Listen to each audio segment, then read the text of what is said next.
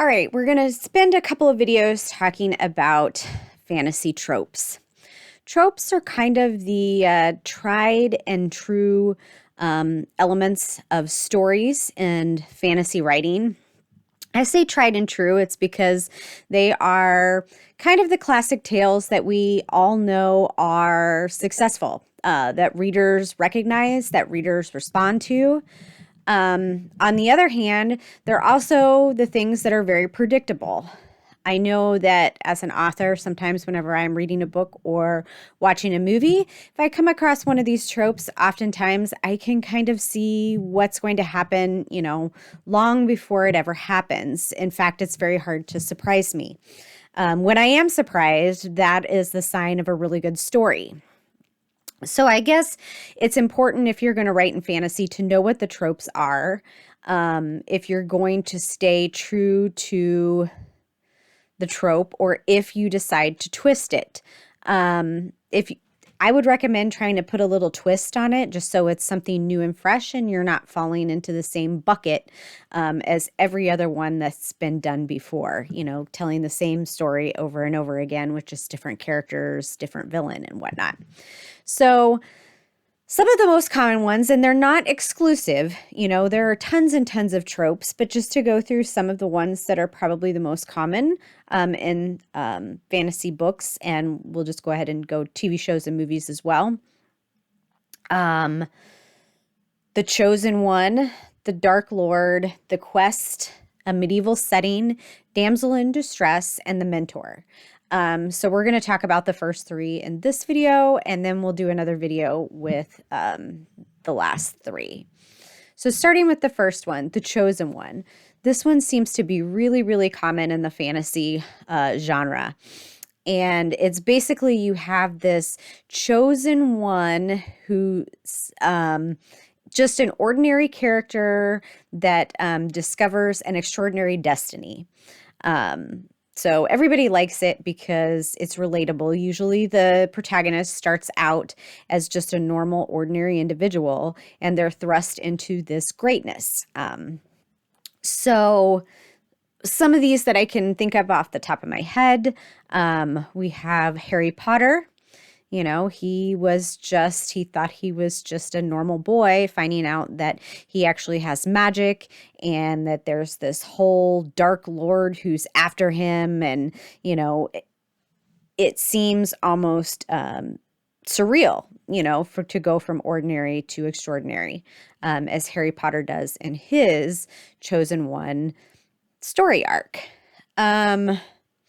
The Matrix is another one. Neo is chosen. He's supposed to be the chosen one that is supposed to save them all. Star Wars, Luke Skywalker is supposed to bring, balance to the Force. Or you could even say Anakin Skywalker was supposed to bring balance to the Force. Didn't work out that way, but Buffy the Vampire Slayer, she's just an ordinary girl, didn't really want to be a vampire slayer, but here this greatness is thrust upon her, and she has to hunt vampires for the rest of her life. So those are just a few examples of the Chosen One storyline. There is the Dark Lord. So the Dark Lord is kind of this ultimate antagonist, the big baddie. In many of the fantasy tales, he's kind of this, he wields great power and malevolence, just kind of this impending doom. He's so powerful. How can you ever hope to defeat the Dark Lord? You see this in Lord of the Rings, Sauron is, basically just this flaming eye in the sky. You never really see a character at all. He's just this omnipresent dark force, that scares the crap out of everybody. Wheel of Time, the Dark Lord, literally, the Dark Lord. So that is, who's after Rand throughout his entire adventure, trying to turn him to the dark. And if he can't turn him to the dark, then he wants to destroy him. And Rand, just being an ordinary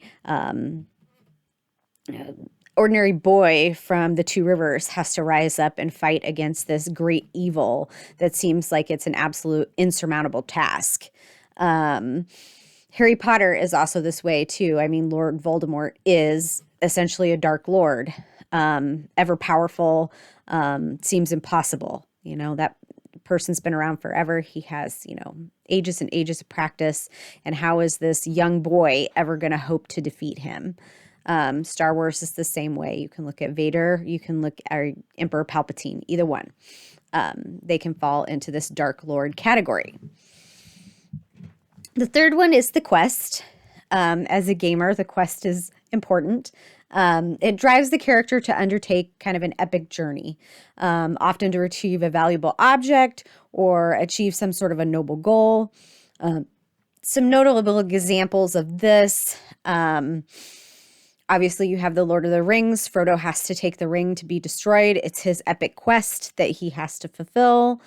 Wheel of Time, again, Rand has this insurmountable quest that he has to complete. So there's a couple of examples there.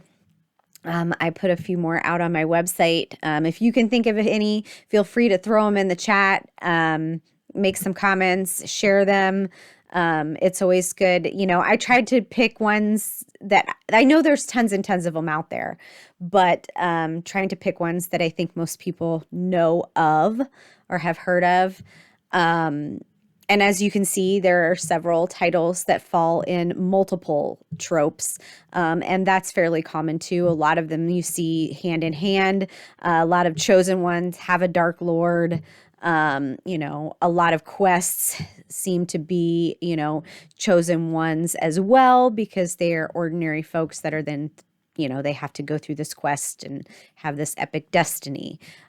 So those are some of the common tropes, or at least 3 of them for fantasy genres. Again, find a way to put a twist on it, make it a little bit different, make it unique, make it not the same old story over and over and over again. So in the next video, we'll cover the next 3 tropes.